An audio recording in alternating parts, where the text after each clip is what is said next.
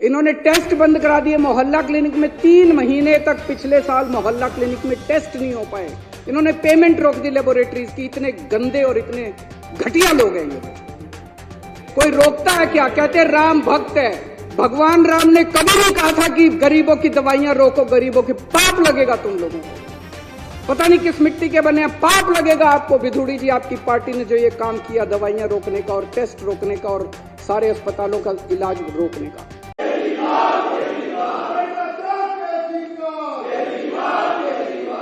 अध्यक्ष महोदय,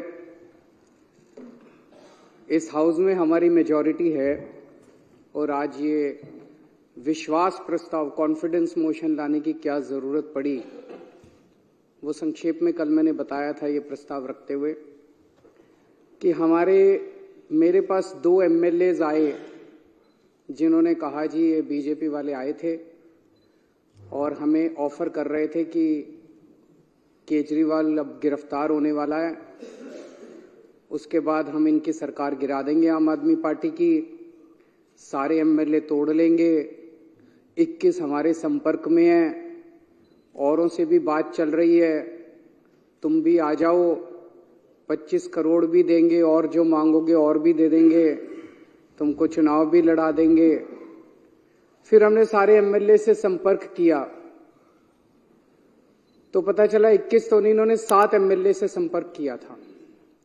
आज उनमें से कई एमएलएज ने इस हाउस के अंदर अपनी अपनी दास्तान सुनाई है और बताया है कि उनको अप्रोच किया गया था।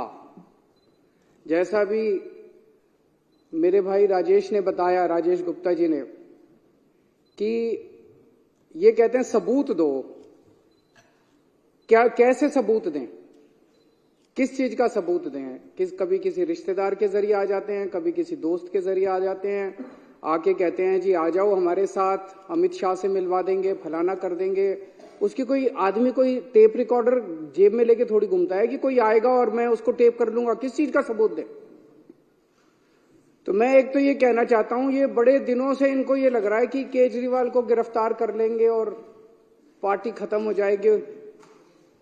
केजरीवाल को तो गिरफ्तार कर लोगे, केजरीवाल की सोच को कैसे गिरफ्तार करोगे?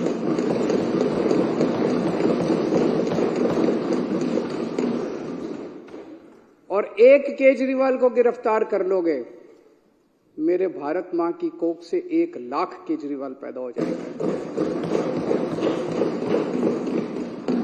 आज जिस तरह से इन्होंने आम आदमी पार्टी पे हमला बोला हुआ है, इतने हमारे नेता गिरफ्तार कर लिए, हमारा सारा काम रोकने की कोशिश कर रहे हैं, धमकियां दे रहे हैं, ये कर रहे हैं, वो कर रहे हैं, सब तरफ से, चारों तरफ से हमले ही हमले हमारे ऊपर किए जा रहे हैं। देश का एक एक बच्चा देख रहा है कि हो क्या रहा है। सारे लोग देख रहे हैं, इनको लगता है लोग बेवकूफ हैं। लोग बेवकूफ नहीं है। अब पार्कों के अंदर चर्चा होने लगी है कि ये चल क्या रहा है, तो लोग एक प्रश्न पूछने लगे हैं, क्या मोदी जी केजरीवाल को खत्म करना चाहते हैं? क्या मोदी जी केजरीवाल को क्रश करना चाहते हैं? क्या मोदी जी केजरीवाल को कुचलना चाहते हैं? ये मैं नहीं पूछ रहा, देश का बच्चा बच्चा पूछने लगा है। जिस तरह का अटैक आम आदमी पार्टी के, इतने सारे हमारे नेता गिरफ्तार कर लिया। कभी भारत क्या, दुनिया के इतिहास में हमारा नंबर 2 भी अंदर है, नंबर 3 भी अंदर है, नंबर 4 भी अंदर, अब कह रहे हैं नंबर 1 को भी अंदर डालेंगे। तो इस तरह का आक्रमण कभी नहीं देखा गया। तो ये चर्चा चल रही है, ये क्यों हो रहा है? क्योंकि आज पूरे देश के अंदर बीजेपी का सबसे बड़ा चैलेंजर आम आदमी पार्टी है। आज अगर बीजेपी को खतरा है, भविष्य का खतरा है, तो केवल और केवल आम आदमी पार्टी से खतरा है।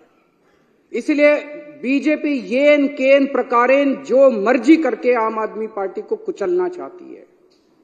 और आज पूरी जिम्मेदारी के साथ मैं कहना चाहता हूं, इसमें कोई अहंकार नहीं है कि 2024 के अंदर बीजेपी अगर नहीं हारी लोकसभा चुनाव, तो 2029 के अंदर आम आदमी पार्टी इस देश को बीजेपी से मुक्ति दिलाएगी।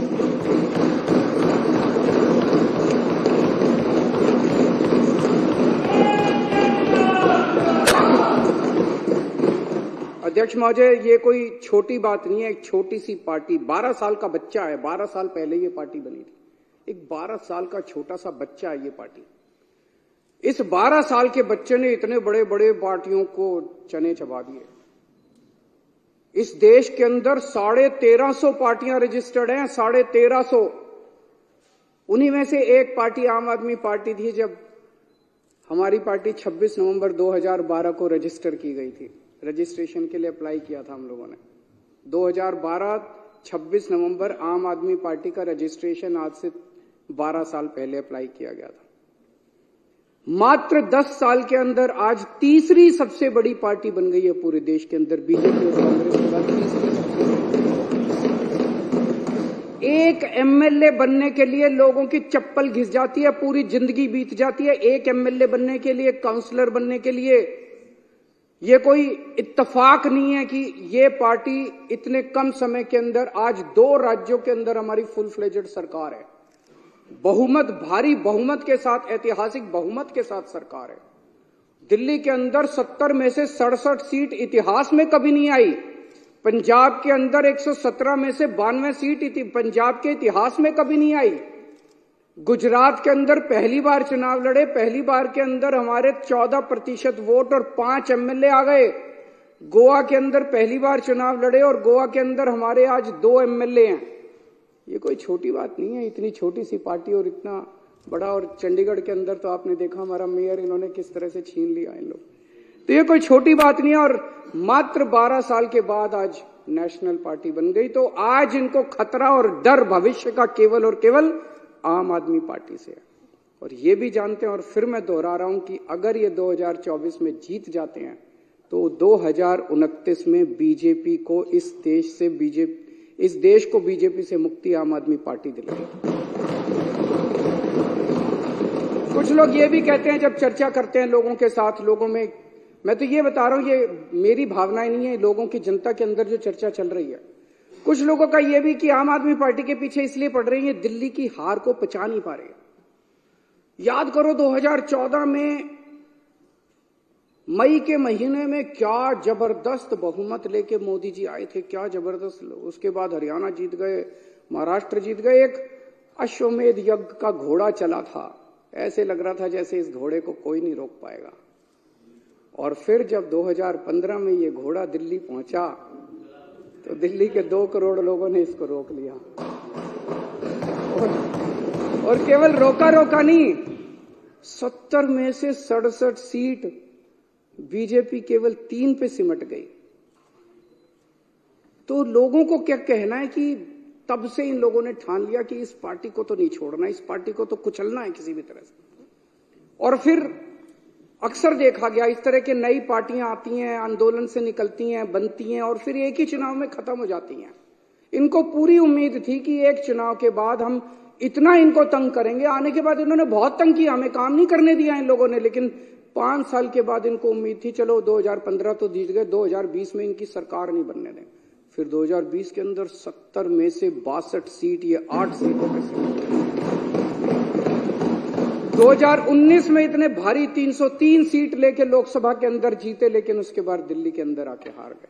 तो इनको ये दिल्ली की हार पच नहीं रही। इन्होंने हमें रोकने के लिए क्या नहीं किया, सब कुछ किया इन्होंने हमें रोकने के लिए, कोई कसर नहीं छोड़े इन्होंने हमें रोकने के लिए। लेकिन जो हमारा असली चीज था वो ये, इन्होंने हमारे काम, सबसे बड़ी तकलीफ इनको किस बात की है कि जो काम हम लोग कर रहे हैं इनके पास उसका काट नहीं है। जो काम हम लोग कर रहे हैं ये वो काम नहीं कर सकते। हमने क्या क्या काम किए, हमने पिछले पहले हमारी दिल्ली में सरकार थी, पंजाब में सबसे बड़ा काम किया। दिल्ली में और पंजाब में दोनों जगह बिजली फ्री हो गई और बिजली 24 घंटे हो गई। मैं आज बीजेपी को चैलेंज करता हूं, 30 साल से गुजरात के अंदर तुम्हारी सरकार है, 15 साल से मध्य प्रदेश के अंदर तुम्हारी सरकार है, 10 साल से उत्तर प्रदेश के अंदर तुम्हारी सरकार है। एक राज्य के अंदर बिजली फ्री करके दिखा दो, तुम बिजली 24 घंटे करके दिखा दो। एक राज्य के अंदर इतने बड़े बड़े पावर कट लगते हैं, गुजरात के अंदर, मध्य प्रदेश के, पंजाब के अंदर 1 साल में 0 पावर कट हो गया। दिल्ली के अंदर जीरो पावर, 24 घंटे बिजली आती है, फ्री बिजली आती है। तुमसे ना 24 घंटे बिजली आती, तुम्हारे राज्यों में ना 24 ना फ्री बिजली आती। इतनी महंगी बिजली आती है, इतने पैसे लेते हो जनता से। दिल्ली के अंदर हमने और अब पंजाब में कर रहे हैं, शानदार स्कूल बना दिए, सरकारी स्कूलों का काया पलट हो गया। पूरी दुनिया से लोग देखने के लिए आ रहे हैं। पूरी दुनिया के अंदर आज शिक्षा के लिए जाना जाता है दिल्ली को, कि स्कूल बड़े अच्छे हो गए, शानदार शिक्षा, हैप्पीनेस करिकुलम। अमेरिका के राष्ट्रपति की बीवी हमारा हैप्पीनेस करिकुलम की क्लास अटेंड करके जाती है। दिल्ली ने देश का नाम पूरी दुनिया के अंदर रोशन किया है। और इनके स्कूलों को उठा के देख लो, गुजरात, मध्य प्रदेश, उत्तर प्रदेश के स्कूलों को उठा के देख लो, क्या हालत बना रखी है। उनके अंदर जानवर घूम रहे हैं, ये टूटी पड़ी हैं, दीवारें टूटी पड़ी है। कितने गरीबों के बच्चों का भविष्य जो है इन्होंने अंधकार में डाला हुआ है। मैं चैलेंज करता हूं बीजेपी को, इतने सारे स्कूल तो छोड़ो, 10 स्कूल तुम अपने गुजरात में, मैं तो इतना घूमा गुजरात में चुनाव पर, एक स्कूल नहीं मिलता था जो इन्होंने ठीक कराओ। 30 साल के अंदर तुमसे एक स्कूल ठीक नहीं हुआ। ये काम तुम नहीं कर सकते, इसलिए इनको तकलीफ है। हमने दिल्ली में अस्पताल इतने बना दिए, सबका इलाज मुफ्त कर दिया। अस्पताल बना दिए, सबका इलाज मुफ्त कर दिया। मोहल्ला क्लिनिक बना दिए, जिसमें गली गली के अंदर लोगों को इलाज मिलने लगा। तुम भी कुछ अच्छे, तुम लंबी लकीर तो खींच के दिखाओ यार, तुम कुछ अच्छा काम तो करके दिखाओ। हमने बुजुर्गों के लिए तीर्थ यात्रा कर दी, इतना आशीर्वाद देते हैं, इतना आशीर्वाद देते हैं बुजुर्गों को। और ये सारे काम पंजाब में भी हो रहे हैं। पंजाब में दिल्ली से ज्यादा मोहल्ला क्लिनिक, दिल्ली में तो 540 मोहल्ला क्लिनिक बने हैं, पंजाब में 800 से ज्यादा मोहल्ला क्लिनिक 1 साल के अंदर बन गए। महिलाओं के लिए फ्री बस यात्रा कर दी इन्होंने, इतना विरोध किया, लेकिन सारी महिलाएं तो हमारे साथ ही हैं। दिल्ली के अंदर पानी कोने कोने के अंदर पहुंचा दिया, घरों में पानी नहीं आता, कोने कोने के अंदर पहुंचा दिया, पानी फ्री कर दिया। कच्ची कॉलोनियों को लेके इन्होंने सबसे ज्यादा राजनीति की, अगर काम किया तो हमने किया। दिल्ली की कच्ची कॉलोनियों के अंदर सड़क बनाने का, पानी की लाइनें बिछाने का, हमने सीवर की लाइनें बिछाने का हमने काम किया। पंजाब अभी 2 साल हुए हमें आए हुए, पंजाब के अंदर इस वक्त एक बहुत बड़ी क्रांति आ रही है। गांव गांव के अंदर इरिगेशन, सिंचाई का पानी पहुंच गया। गांव गांव के अंदर जहां पहले पानी नहीं मिलता था, अब गांव गांव के अंदर सिंचाई का पानी पहुंच गया। हमसे सीख लो, हमें सारे काम करने आते हैं। हमसे भी नहीं सीखोगे और काम भी नहीं करने दोगे। अभी delivery of free services, door step delivery of free services, आपको दफ्तर जाने की जरूरत नहीं है, फोन करो और आपके घर आके सरकार काम करेगी। दिल्ली में भी लागू हो गया, पंजाब में भी लागू हो गया। इन्होंने दिल्ली के अंदर हमें door step delivery of ration नहीं करने दी, घर घर हम राशन पहुंचाना चाहते थे, इन्होंने दिल्ली में नहीं करने दी, हमने पंजाब में जाके लागू कर दी। अभी 10 दिन पहले मैं उद्घाटन करके आया हूं पंजाब में। हम लोग व्यवस्था बदल रहे हैं, बहुत बड़ा काम कर रहे हैं।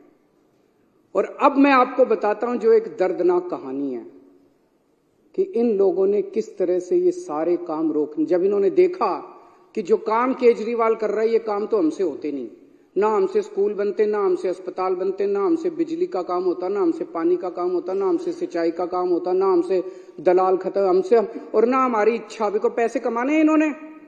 तो जब इन्होंने देखा ये काम नहीं, तो इन्होंने काम रोकने का काम किया।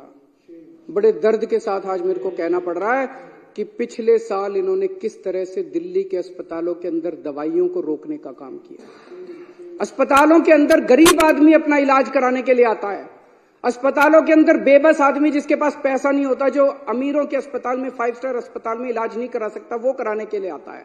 हमने अस्पताल बदले थे, अस्पताल शानदार बना दिए, सारी दवाइयों का सबका इंतजाम किया। इन्होंने अफसरों के ऊपर उनकी हाथ मरोड़ के उन दवाइयां बंद करा दी। इन्होंने टेस्ट बंद करा दिए। मोहल्ला क्लिनिक में 3 महीने तक पिछले साल मोहल्ला क्लिनिक में टेस्ट नहीं हो पाए।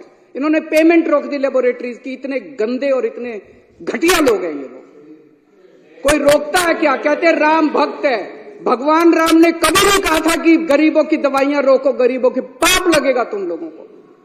पता नहीं किस मिट्टी के बने हैं, पाप लगेगा आपको। विधुड़ी जी, आपकी पार्टी ने जो ये काम किया दवाइयां रोकने का और टेस्ट रोकने का और सारे अस्पतालों का इलाज रोकने का, गंदी बात है ये।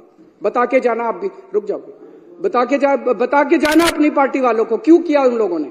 दुश्मनी मेरे से है, दुश्मनी केजरीवाल से है, दिल्ली के 2 करोड़ लोगों से क्यों बदला ले रहे हो तुम लोग? एक वो MTS थे, data entry operator, OPD counter पे जब आप सरकार, बैठ जाओ, मैं सारे जवाब दूं, बैठ जाओ 2 मिनट बैठ जाओ, मैंने डिस्टर्ब नहीं किया था। दिल्ली के अंदर जब आप अस्पताल में जाते हो, दवाई की खिड़की पे जाते हो, खिड़की ऊपर एक आदमी बैठा मिलता है रजिस्ट्रेशन करने के लिए, ओपीडी के लिए, ओपीडी का कार्ड काटने के लिए। वो कॉन्ट्रैक्चुअल था, वो डेटा एंट्री ऑपरेटर था। एक दिन एक ऑर्डर पास करके इन्होंने दिल्ली के सारे सरकारी अस्पतालों के डेटा एंट्री ऑपरेटर हटा दिए। अब अस्पताल के अंदर रजिस्ट्रेशन करने वाला कोई नहीं बचा। अरे करना क्या चाहते हो? दिल्ली के लोगों को मारना चाहते हो क्या? एक दिन फरिश्ते स्कीम कि अगर दिल्ली की बाउंड्री के अंदर किसी का भी एक्सीडेंट होगा उसका फ्री में इलाज किया जाएगा, चाहे प्राइवेट में हो चाहे सरकारी अस्पताल में हो। 23,000 लोगों का हम फ्री में इलाज करा के उनकी जिंदगी बचा चुके हैं। इन्होंने फरिश्ते स्कीम बंद करा दी। इन लोगों ने, इतने घटिया किस्म के लोग हैं ये लोग। मेरा दिल रोता है जब मैं ये सारी चीजें, मैं जानता हूं किसी दिन लिखूंगा ये सब कि किस तरह से भारतीय जनता पार्टी के लोगों ने कितने घटिया स्तर के ऊपर इन लोगों ने काम किया है। ये राजनीति होती है, ये राजनीति सत्ता के लिए तुम किसी भी हद तक चले जाओगे, कुछ भी करोगे सत्ता के लिए। अरे मेरे से दुश्मनी है, मेरे को गालियां दे लो यार, दिल्ली के लोगों का इलाज तो मत रोको कम से कम। आप लोगों को लगेगा केजरीवाल झूठ बोल रहा है। भाई सरकार तो हमारी है, फिर ये कैसे रोक सकते हैं? ऐसा मन में आएगा ना कि भाई सरकार तो हमारी है, सरकार तो केजरीवाल की है, फिर ये कैसे रोक सकते हैं? मैं बताता हूं कैसे रोक सकते हैं। सर्विसेज इनके पास है। सर्विसेज का मतलब ट्रांसफर पोस्टिंग, किस अफसर को कहां लगाना है, कहां से हटाना है, किस अफसर के खिलाफ कार्रवाई करनी है। अगर कोई अफसर करप्शन करता है तो उसके खिलाफ कार्रवाई, डिसिप्लिनरी प्रोसीडिंग, विजिलेंस, जेल भेजना, ये सारा इनके पास है। पूरा अफसरशाही के ऊपर और स्टाफ के ऊपर और कर्मचारियों के ऊपर इनका कंट्रोल है। आज मेरे को जो मेरा चपरासी मेरे कमरे में चाय पिलाने आता है, अगर कल वो कह दे मैं चाय नहीं पिलाता, मैं उसकी ट्रांसफर नहीं कर सकता मुख्यमंत्री होके भी। इतनी भी पावर नहीं है मेरे पास। सुप्रीम कोर्ट ने ऑर्डर पास किया, भाई ऐसे सरकार नहीं चल सकती, इनके ऊपर कंट्रोल मुख्यमंत्री का होगा। इन्होंने कानून ला के पास कर दिया कि नहीं, कि मुख्यमंत्री का नहीं होगा, एलजी का कंट्रोल होगा, केंद्र सरकार का कंट्रोल होगा। अब ये क्या कर रहे हैं? एक एक एक एक आईएएस अफसर को बुला के धमकी दी जा रही है। धमकी क्या दी जा रही है? कि अगर तुमने इस सरकार का एक भी काम किया, किसी भी मंत्री का एक भी काम किया, तुमको जेल भेज देंगे, तुमको सस्पेंड कर देंगे, तुम्हारे ऊपर झूठा केस बना देंगे। जैसे इतने सारे झूठे केस अभी इन्होंने बताए, तुम्हारे ऊपर झूठा केस बना देंगे, सस्पेंड कर देंगे, ईडी लगा देंगे, सीबीआई लगा देंगे। खबरदार अगर तुमने इनका साथ दिया तो। रो रहे हैं आईएएस अफसर, रो रहे हैं दिल्ली सरकार के कर्मचारी। एक मेरे पास अफसर आया, टप टप आंसू बह रहे थे, 56 साल की उम्र है उसकी, और टप टप टप टप आंसू बह रहे थे उस आईएएस अफसर के। वो बेचारा, वो कहता है जी मैंने कभी ऐसी नौकरी नहीं देखी, इस तरह का माहौल मैंने कभी नहीं देखा कि खुलेआम हमें धमकाया जा रहा है। दिल्ली के अंदर, पूरी दिल्ली के अंदर पानी का संकट इन्होंने और सीवर का संकट पैदा कर रखा है। कैसे? आप लोगों ने, इस पूरी विधानसभा ने बैठ के बजट पास किया पिछले साल। आपने कहा भाई 5,000 करोड़ रुपए बजट होगा दिल्ली जल बोर्ड का। वो सारा पैसा लेके बैठ गए ये लोग।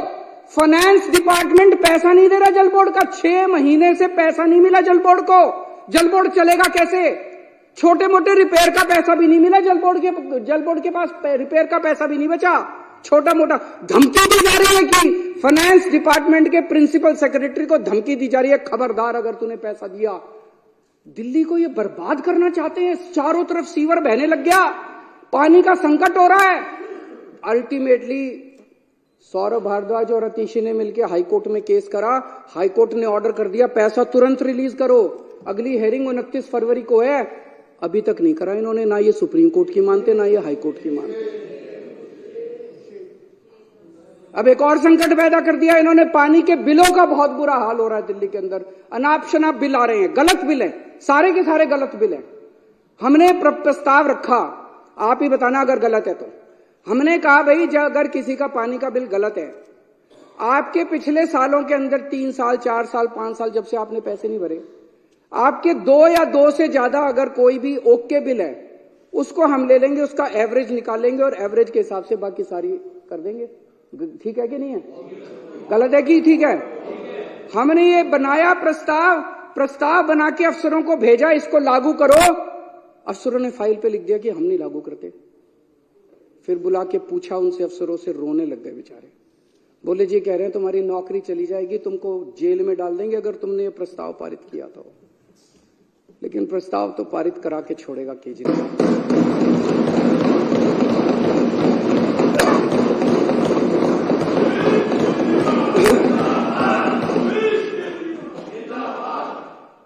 देखते हैं कि बाजुए कातिल क्या है वो, बाजुए कातिल जोर कितना बाजुए कातिल में है। उन्होंने बिजली की सब्सिडी बंद करने की कोशिश की थी, मेरे को याद है। पिछले साल से खूब नौटंकी मचा रखी है उन्होंने। कभी बिजली कंपनियों के डायरेक्टर हटा दिए, कभी ये हटा दिया, वो हटा दिया कि बिजली की सब्सिडी बंद करो। इनको पता है कि बिजली की सब्सिडी से सबसे ज्यादा जनता प्रभावित है। होने नहीं दी मैंने इन लोगों की गंदी चाल।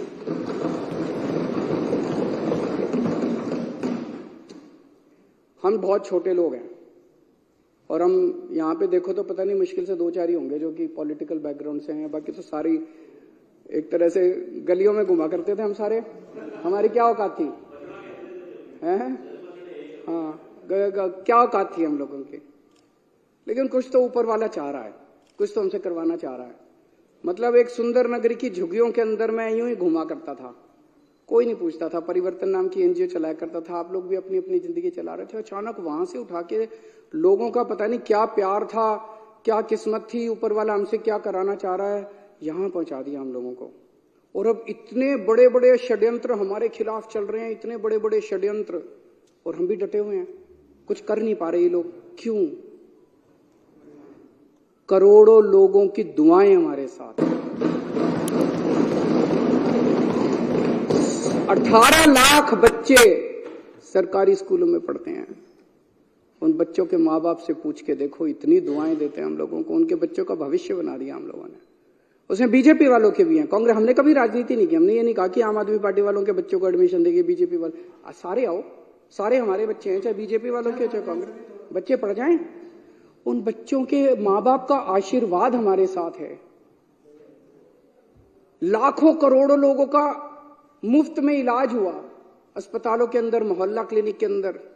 उनकी दुआएं हमारे साथ है। और जिन जिन को तकलीफ हुई दवाइयां और ये रोकने की, उनकी बद्दुआएं इन लोगों के साथ है। उनकी बद्दुआएं इन लोगों के साथ है। बद्दुआएं छोड़ेंगी नहीं आप लोगों का पीछा, देख लेना। फरिश्ते के अंदर जो इतने सारे लोगों का इलाज कराया, उनकी दुआएं हमारे साथ है, उनका आशीर्वाद हमारे साथ है। इस आशीर्वाद को कैसे रोक पाओगे तुम लोग? केजरीवाल को तो गिरफ्तार करोगे, लोगों की दुआओं को कैसे गिरफ्तार करोगे?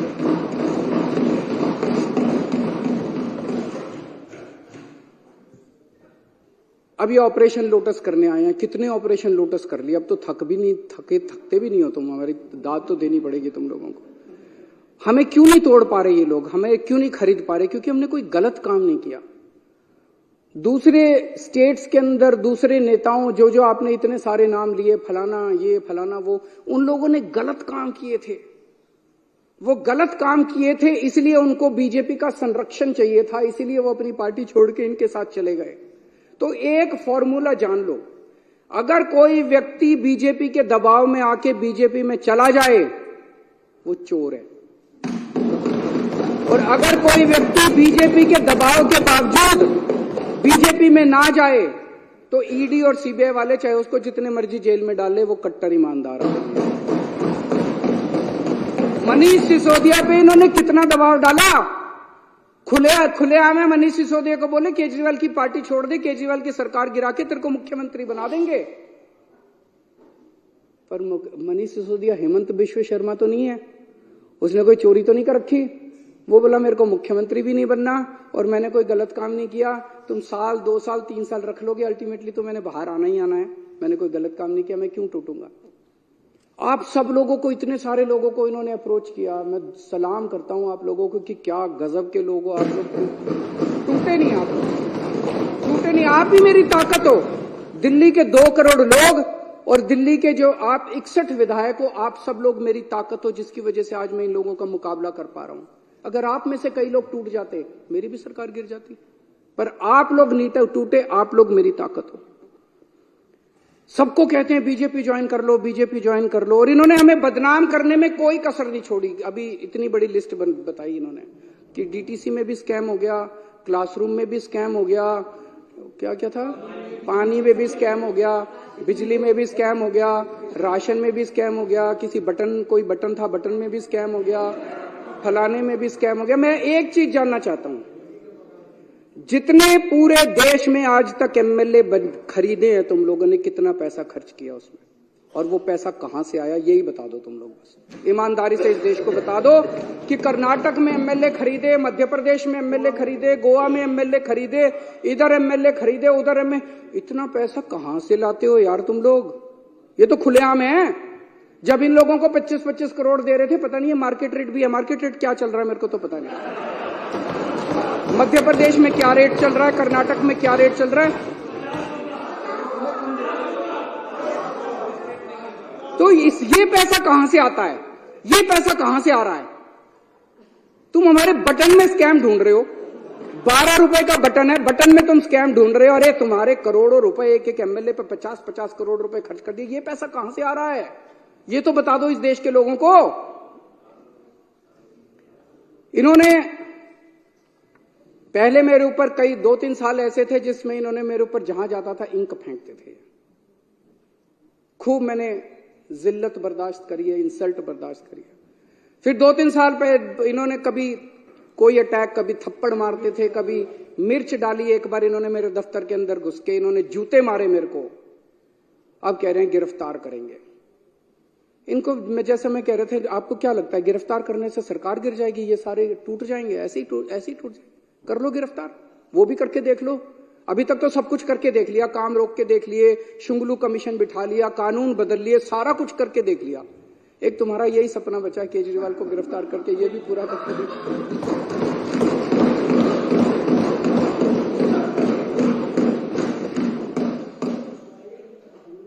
अभी तक तुमने इतनी रेड मारी, एक भी नेता के खिलाफ इसके ऊपर मुकदमा चलना चाहिए। बीजेपी वालों के ऊपर ऐसे ही रेड मारने घुस जाते हो किसी के घर भी।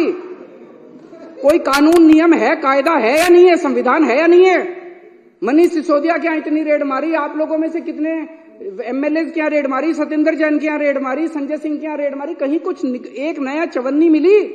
एक पैसा नहीं मिला। अरे हमारी संपत्ति लोगों के दिलों के अंदर है, बैंक अकाउंट के अंदर नहीं। और हमारा बैंक अकाउंट लोगों की आंखों के अंदर। यहां नहीं है हमारी संपत्ति जहां ढूंढ रहे हो तुम लोग।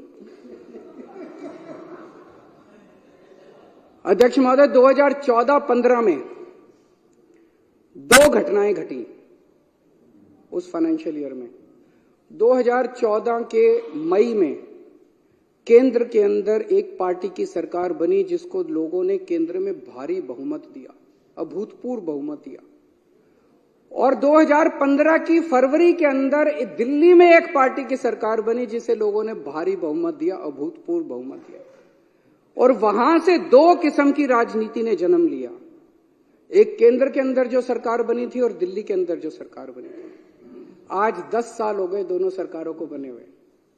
एक केंद्र की सरकार है जिसने 10 साल में कोई काम नहीं किया, और अब वो केवल कैसे वोट लेना चाहते हैं? कांग्रेस के नेताओं को गिरफ्तार कर लो, कांग्रेस का अकाउंट फ्रीज कर दो, आम आदमी पार्टी के नेताओं को गिरफ्तार कर लो, ईडी को सबके पीछे लगा दो, सारी ओपोजिशन को कुचल डालो, सारे नेताओं को जेल में डाल दो। इस तरह से ये वोट लेना चाहते हैं। और दूसरी राजनीति दिल्ली की राजनीति थी जिसके अंदर हमने स्कूल बनवाए, अस्पताल बनवाए, लोगों का इलाज किया, लोगों के बच्चों को पढ़ाया, पानी का इंतजाम किया, बिजली का। हमने 2 करोड़ लोगों का दिल जीता, इसलिए हम वोट मांग रहे हैं। दोनों 2 किस्म की राजनीति अब देश के लोगों को तय करना है। एक पाप की राजनीति है, एक पुण्य की राजनीति है। इस देश को पाप की राजनीति चाहिए या इस देश को पुण्य की राजनीति चाहिए, ये लोगों को तय करना है। अब आजकल बड़ी अफवाह फैला रखी है इन लोगों ने। बस ये लोकसभा चुनाव हो जाएं, उसके बाद तो संविधान बदल के दिल्ली को फुल यूनियन टेरिटरी बना देंगे। उसके बाद चुनाव फैला रखी नहीं फैला रखी, विधानसभा खत्म कर देंगे। अरे किसी के बाप की जागीर है जो विधानसभा खत्म कर दोगे? ऐसे ही विधानसभा खत्म कर दोगे? ये देश किसी की पिताजी की जागीर थोड़ी है कि ऐसे ही विधानसभा खत्म कर दोगे। मैं आज बीजेपी से जानना चाहता हूं, ये चुनाव इसी बात पे हो जाए, दिल्ली के लोगों से जाके वोट मांगो, बोलो तुम्हारा वोट का अधिकार छीन लेंगे, वोट दो हमको। मजाल जो तुमको।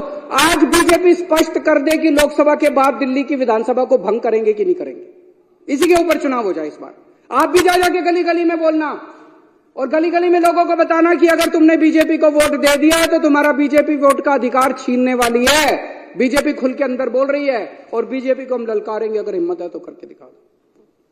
और एक और आप सबसे विनती है कि विधानसभा भंग करें या ना करें, हम यहां सत्ता के लिए नहीं आए, हम यहां सेवा के लिए आए हैं, काम करते रहना।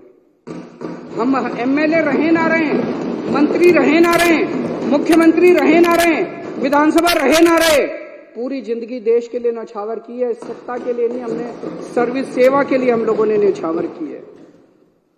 मैं दिल्ली वालों को भी बोलना चाहता हूं, इन लोगों को आपके बेटे से तकलीफ है। आपने मेरे को बहुत कुछ दिया है दिल्ली वालों ने, सुंदर नगर की गलियों से उठा के एक आदमी को इतनी बड़ी जिम्मेदारी दिल्ली वालों ने दे दी। इन लोगों को आपके बेटे से तकलीफ है, ये आपके बेटे को क्रश करना चाहते हैं, ये आपके बेटे को खत्म करना चाहते हैं। लेकिन आप चिंता मत करना, मैं आपके साथ हूं, आपके लिए लड़ता रहूंगा मरते दम तक। मेरी ये विधानसभा भंग भी कर दें, अगर ये जितने मर्जी षड्यंत्र करते रहें, सत्ता में होते हुए या सत्ता में बाहर रह के मेरी जिंदगी आप लोगों के लिए है। 7 जन्म में भी मैं आपका एहसान नहीं चुका सकता जो एहसान दिल्ली वालों का मिला।